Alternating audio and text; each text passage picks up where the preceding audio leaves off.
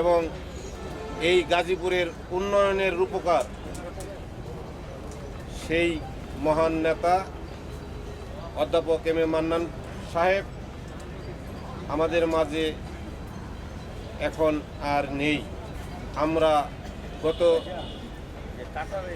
2 বছর আগে 3 বছর আগে আমরা আমাদের মাঝ থেকে ওনাকে হারিয়েছি। প্রিয় ভাইয়েরা, আপনারা ইতিমধ্যে শুনেছেন অত্যন্ত দুঃখের এবং পরিতাপের বিষয়। আমাদের সেই মহান নেতাকে আসলে আমরা সাধারণ মৃত্যু হিসাবে মেনে নিতে পারি না।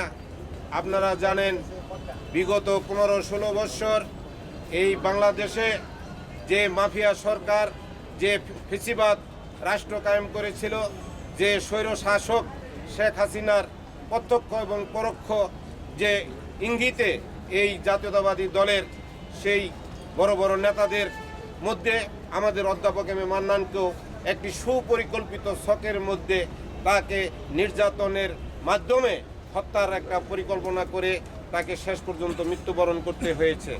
আপনারা জানেন যে তিনি প্রায় 30-এর অধিক মামলায়